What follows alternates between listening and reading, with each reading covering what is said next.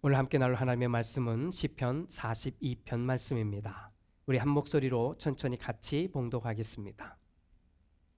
하나님, 사슴이 시냇물 바닥에서 물을 찾아 헐떡이듯이 내 영혼이 주님을 찾아 헐떡입니다. 내 영혼이 하나님, 곧 살아계신 하나님을 갈망하니 내가 언제 하나님께로 나아가 그 얼굴을 배울 수 있을까? 사람들은 날이면 날마다 나를 보고 너의 하나님이 어디 있느냐 하고 비웃으니 밤낮으로 흘리는 눈물이 나의 음식이 되었구나. 기쁜 감사의 노래 소리와 축제의 함성과 함께 내가 무리들을 하나님의 집으로 인도하면서 그 장막으로 들어가곤 했던 일들을 지금 내가 기억하고 내 가슴이 미어지는구나. 내 영혼아, 내가 어찌하여 그렇게 낙심하며 어찌하여 그렇게 괴로워하느냐? 너는 하나님을 기다려라. 이제 내가 나의 구원자, 나의 하나님을 또다시 찬양하련다. 내 영혼이 너무 낙심하였지만 요단 땅과 헤르몬과 미살산에서 주님만을 그래도 생각할 뿐입니다. 주님께서 일으키시는 저 큰 폭포 소리를 따라 기품은 기품을 부르며 주님께서 일으키시는 저 파도의 물결은 모두가 한 덩이 되어 이 몸을 휩쓸고 지나갑니다. 낮에는 주님께서 사랑을 베푸시고 밤에는 찬송으로 나를 채우시니 나는 다만 살아계시는 내 하나님께 기도합니다. 나의 반석이신 하나님께 호소한다. 어찌하여 하나님께서는 나를 잊으셨습니까? 어찌하여 이 몸이 원수에게 짓눌려 슬픈 나날을 보내야만 합니까? 원수들이 날마다 나를 보고 내 하나님이 어디 있느냐 하고 빈정대니 그 조롱소리가 나의 뼈를 부수는구나. 내 영혼아, 내가 어찌하여 그렇게 낙심하며 어찌하여 그렇게 괴로워하느냐? 너는 하나님을 기다려라. 이제 내가 나의 구원자, 나의 하나님을 또다시 찬양하련다. 아멘.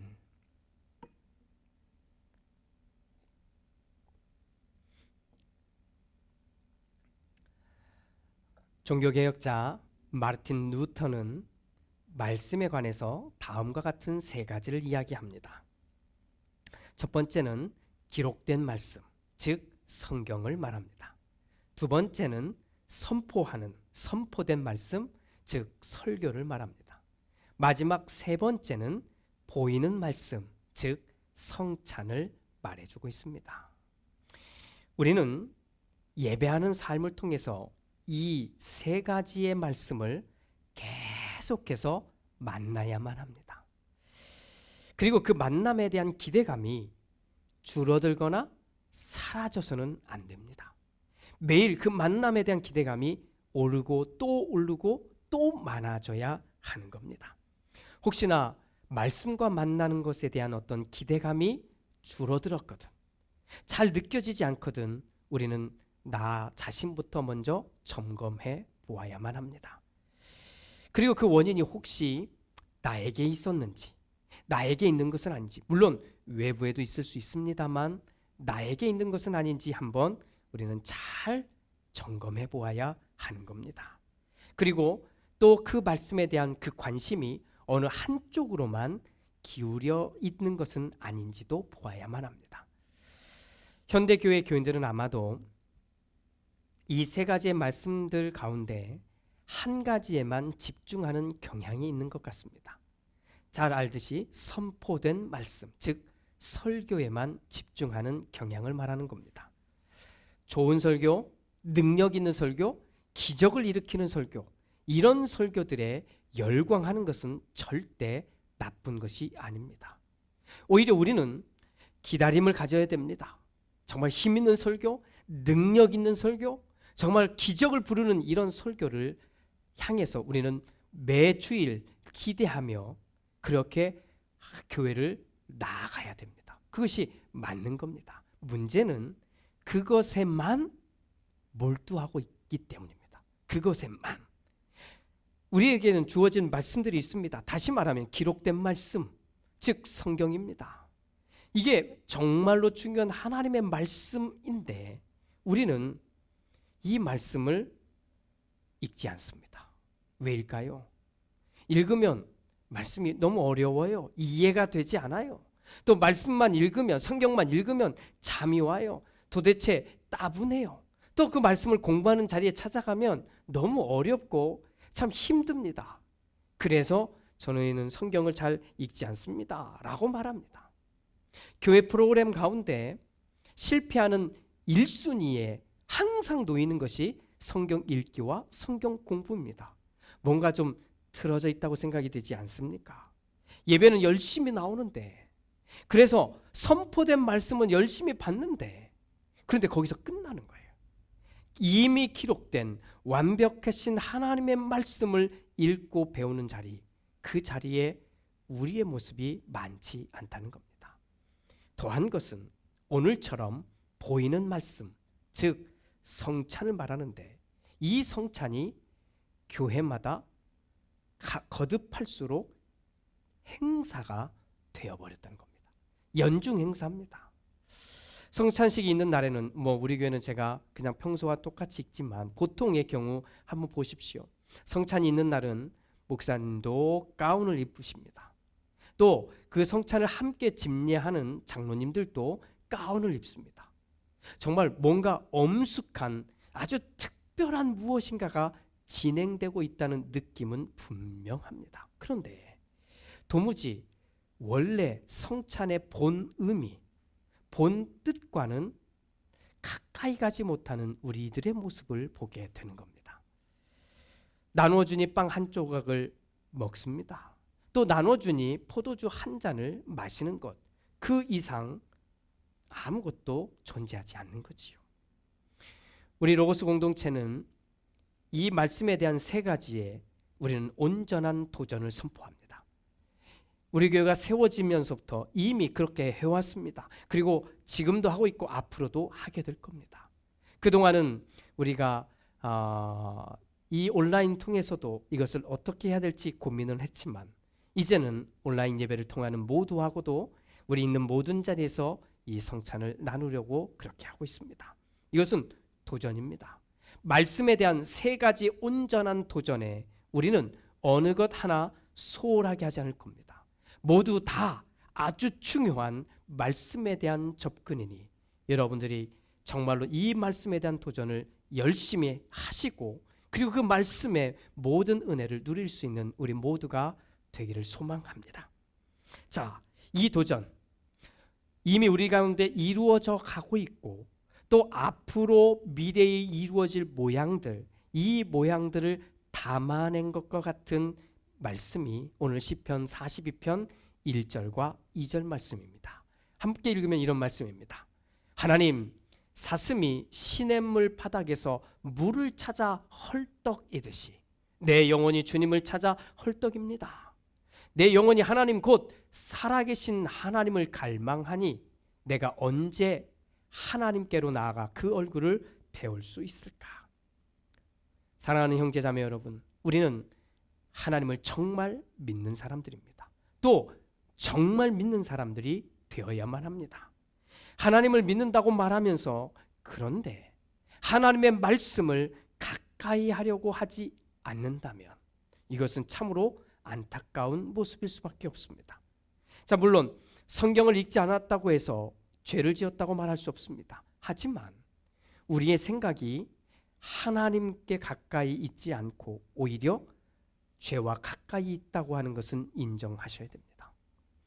온전히 하나님의 말씀, 선포된 말씀을 들으며 순종하지 않았다고 해서 우리가 지옥에 떨어집니다 이런 말을 들을지는 않게 될 겁니다. 하지만 선포된 말씀을 제대로 받아들이지 않으면 하나님의 뜻을 선택할 수 있는 기회가 상실됐다는 것을 인정해야 합니다.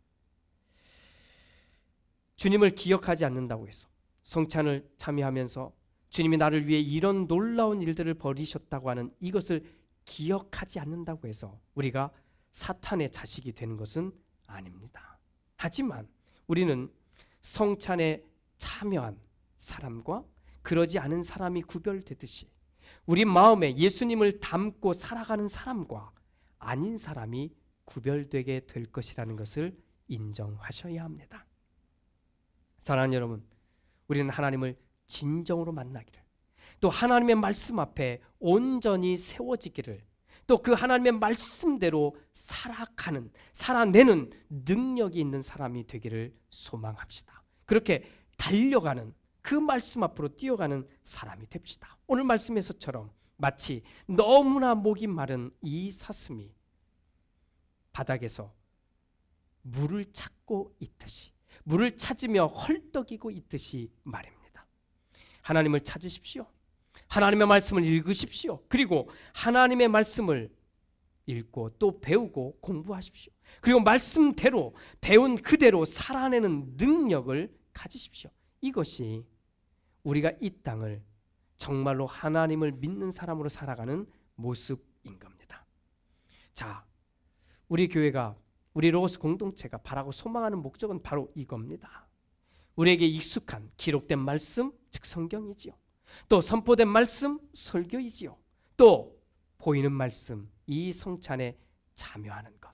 이게 정말 중요한데, 오늘은 이 세 번째 항목이 되는 보이는 말씀, 즉 성찬에 대해서 잠깐 더 말씀을 나누려고 합니다. 성찬은 아주 단순한 예식입니다. 하지만 단순하다고 해서 그 의미가 얕거나 그리고 짧지 않습니다. 예수님께서 제정하시고 만드시고 그리고는 우리에게 하라고 말씀하신 겁니다. 초대교회는 이것을 지켰고 초대교회 리더들은 이것을 우리의 신앙의 유산으로 남겨주었습니다. 그러니 이 성찬에는 엄청난, 정말 큰 은혜가 담겨져 있다고 하는 겁니다. 그래서 이 성찬에 참여하기 위해서 우리는 세 가지를 꼭 알아야 합니다. 그 세 가지를 함께 나누는데, 그 성찬의 첫 번째 의미는 이 한 단어에 담을 수 있습니다. 감사입니다. 성찬이라는 단어가 헬라어로 표현하면 에프카리스티아라고 하는 단어인데, 이 단어는 감사라는 말에서 나온 겁니다. 자, 이 성찬에 담겨진 감사 무엇일까요? 예수님이 나를 위해, 우리를 위해 십자가를 지신 거잖아요. 피를 흘리신 거잖아요. 살이 뜯기신 거잖아요. 이 모든 것, 이 은혜를 베푸신 것을 우리가 알고 감사하는 겁니다. 그래서 성찬에 참여하기 전에 우리는 내 안에 이 감사가 있는지를 발견해야만 합니다. 그래서 오늘 이 예배를 드리러 오는 분들, 또 이 예배에 참여하는 분들, 참여하고 계신 모든 분들은 이 에프카리스티아라고 하는 이 감사, 이것을 잊지 않으셔야 됩니다. 하나라도 찾으셔야 됩니다. 하나님 앞에서 내가 이 감사를 찾아내는 것이 첫 번째 의미라면, 두 번째 의미는 기억입니다. 기억. 하나님이 나에게 구원의 은혜를 주셨다고 하는 이 기억을 말하는 겁니다. 하나님이 나에게 생명의 은혜를 주셨다고 하는 기억을 말하는 겁니다. 하나님이 나를 인도하셨다고 하는 겁니다. 이 모든 상황, 오늘 이 예배를 드릴 수 있는 모든 상황의 배경에 하나님이 나에게 해주신 것을 기억해내는 겁니다. 보통 사람들은 아픈 것, 힘든 것, 괴로운 것, 이것을 기억합니다. 아니, 잊지 말라고 해도 새겨놓고 기억합니다. 그러나 진정한 기독교인들은, 진정한 믿음을 가진 사람들은 이 믿음의 능력을 갖는 겁니다. 하나님이 나에게 행하신 좋은 것을 기억하는 겁니다. 이 능력을 가지고 있는 거예요. 그래서 성찬에 참여할 때는 하나님이 나에게 또 나를 통해 하신 일을 기억해내는 겁니다.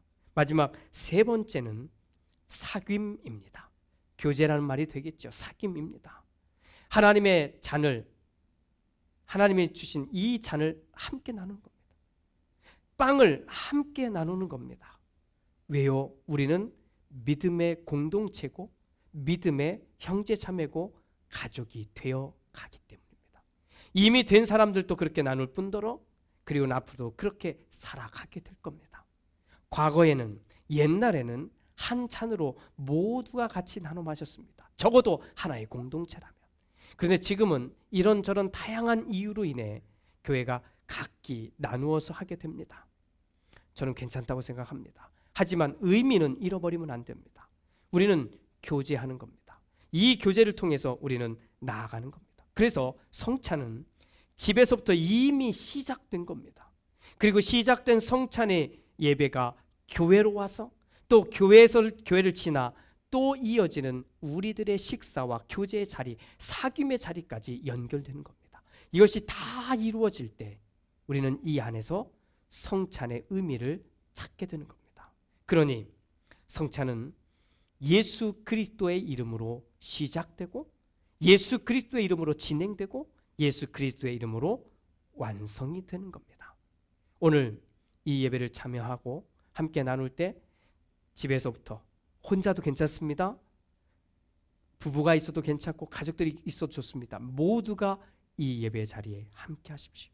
그리고는 나오시든지 온라인으로 하든지 모든 분들이 성찬에 참여하십시오. 그리고는 식사의 자리까지도 가서 예수 그리스도의 이름으로 교제하십시오. 사귀십시오. 이것이 성찬 예배인 겁니다. 오늘 시편 42편 1절과 2절 이 말씀입니다. 하나님, 사슴이 시냇물 바닥에서 물을 찾아 헐떡이듯이 내 영혼이 주님을 찾아 헐떡입니다. 내 영혼이 하나님 곧 살아계신 하나님을 갈망하니 내가 언제 하나님께로 나아가 그 얼굴을 뵐 수 있을까? 내 영혼이 주님을 찾아 헐떡입니다. 이겁니다. 오늘 성찬에 참여하는 우리가 이 마음이, 이 모습이 그대로 담겨 있으면 좋겠습니다. 헐떡이다는 히브리어 표현은 갈급하다는 말입니다. 갈급하다. 무엇인가 정말 그렇게 하고 싶은 거잖아요.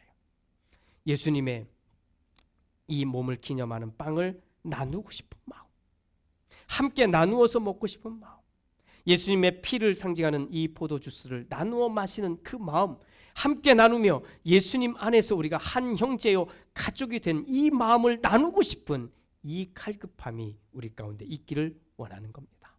물론 시편 42편은 이 시인이 아주 다양한 상황, 정말 어렵고 힘들고 외톨이 같은 이 상황, 정말 믿음으로 달리고 싶은데 주변 사람들은 하나님이 어디 있냐고 따져 묻는 이 상황에서 부른 노래입니다. 하지만 그는 이 상황에서, 이 모든 상황에서 유일한 해답은 하나님이라고 말해주고 있는 겁니다. 너무 습관적으로 교회 가고, 너무 습관적으로 예배드리고, 너무 습관적으로 인사하고 밥 먹는 것이 우리의 모습이 되면 안 됩니다. 우리는 매번 가슴이 뛰어야 됩니다. 헐떡여야 됩니다. 갈급해야 됩니다. 그래서 우리 교회가 할 수만 있으면 주일마다 다른 모양의 예배를 드리려고 하는 거예요. 매주일 똑같은 시간에 똑같은 자리에서 똑같은 음악에 맞춰서 똑같이 예배 드리는 게 괜찮다면 저도 괜찮습니다. 하지만 제가 염려하는 건 딱 하나예요. 우리가 너무 똑같이 습관적으로 예배를 드려서 이 마음이 사라진 거죠. 갈급하고 뛰고 기다리고 하는 이 마음이 사라진 채 습관적으로 드리는 종교 행위가 돼서는 안 되기 때문입니다. 오늘 우리는 예배에 참여하며 시편 42편을 노래한 이 시인의 감정이 우리도 함께 살아나야 됩니다. 뛰는 겁니다. 헐떡이는 겁니다. 오늘 이제 이 말씀을 마치고 성찬에 참여할 때 오늘 우리도 똑같습니다. 감사가 없이 어떻게 성찬에 참여하시렵니까? 하나님에 대한 어떤 기억, 하나님이 나에게 베푸신 그 은혜에 대한 어떤 기억도 없이 우리가 과연 성찬에 참여할 수 있을까요? 또 우리가 말로만 공동체라고 말하고 말로만 형제 자매라고 말하지 않고 우리가 진짜 믿음의 형제 자매요 그렇게 영적인 가족이 되어야 할 텐데 그런 마음이 전혀 없이 우리가 이 성찬에 과연 참여할 수 있을까요? 매달 첫 번째 주일 우리는 성찬 예배를 드릴 겁니다. 이 예배를 참여한 여러분들 우리 일주일 동안 준비하셨잖아요. 매일매일 회개하고 또 축복하고 격려하고 바라기는 어제와 그제 사이에 가족들은 또는 개인적으로든 성찬을 준비하는 이 예배를 준비하는 그 마음을 가지고 식사를 하셨기를 저는 기대합니다. 이렇게 잘 준비하면 정말 이대로 잘 준비하면 보이는 말씀 이것을 받아들여서 정말 이 온전한 예배를 제대로 드리기만 한다면 큰 은혜가 우리 가운데 임할 줄로 믿습니다. 이 빵 한 조각, 이 주스 한 잔, 한 모금, 이것이 우리의 영혼과 함께 하시는 주님을 기념하는 것이고 주님이 내 안에 계심을 확인하는 온전한 시간이 되기를 소망합니다. 이제 한 번 더 우리 찬양을 잠깐 부른 뒤에 회개의 기도, 또 회복의 기도, 그래서 이 기도를 다 잘 드린 후에 우리 성찬에 함께 참여하도록 하겠습니다. 함께 찬양하고 기도합니다.